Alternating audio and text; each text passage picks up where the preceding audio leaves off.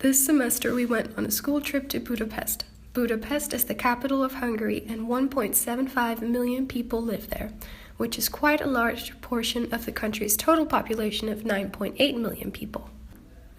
Because Hungary is placed in Eastern Europe, it has a continental-influenced climate with warm, dry summers and fairly cold winters. The majority of the country is lowlands, and the underground consists of many smaller plates of material that range from different ages. Geologically, Hungary is divided into two major undergrounds. Dividing them is the Zagreb and Net line, which is the former plate margin between the Eurasian and the African plates.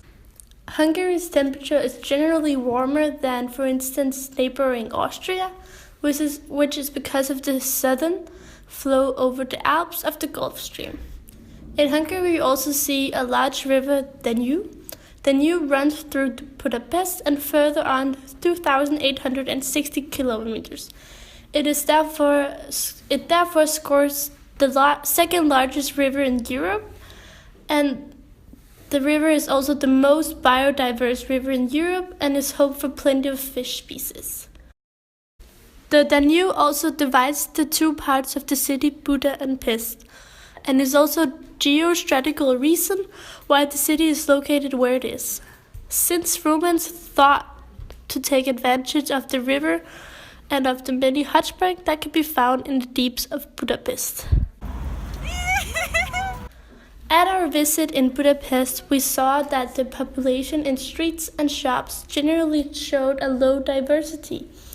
This could be a clear image of the country's political opinion on immigration.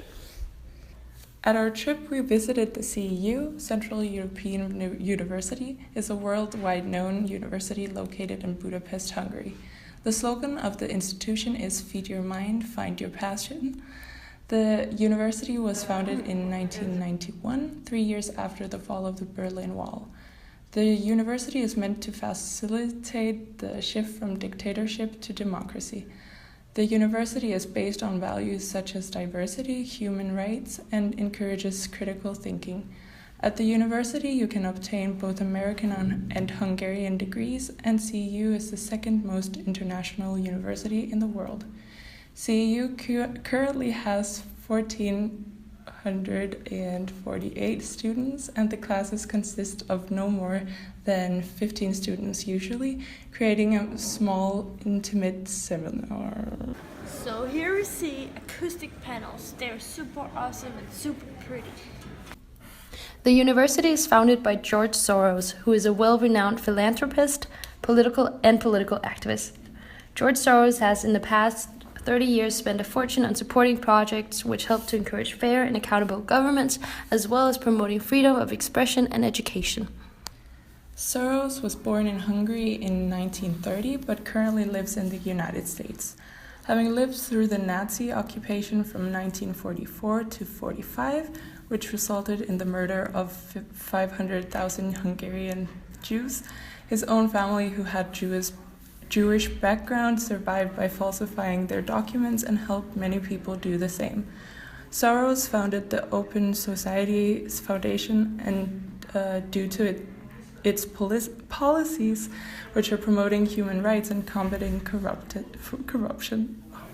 Soros is on the Hungarian government's bad side. One law in particular is currently occupying the political landscape in Hungary. The law is called the Stop Soros Law. The law is an illegal advancement to punish interest groups, organizations, and institutions that promote the entering of immigrants and refugees into Hungary. The Soros Law puts restrictions on companies' right to import workers from abroad. The law also demands that international educational institutions, such as the CEU, must have a location in both of the countries that the institution represents. This means that CEU, which is an American and Hungarian institution, is required to have a location on American soil. Additionally, the Soros Law prohibits the university from sharing any information about the curriculum. The law could result in the university getting its license to educate removed by the government and being forced to close down. The university is currently still up and running. However, the university has become a pawn in the political agenda of the Fidesz party.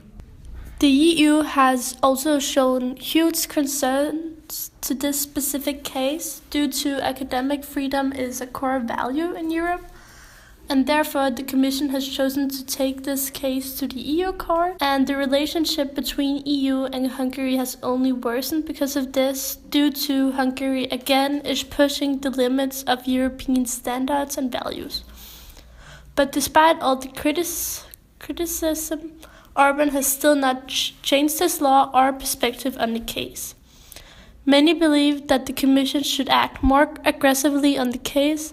However, doing this would only worsen the case, some say.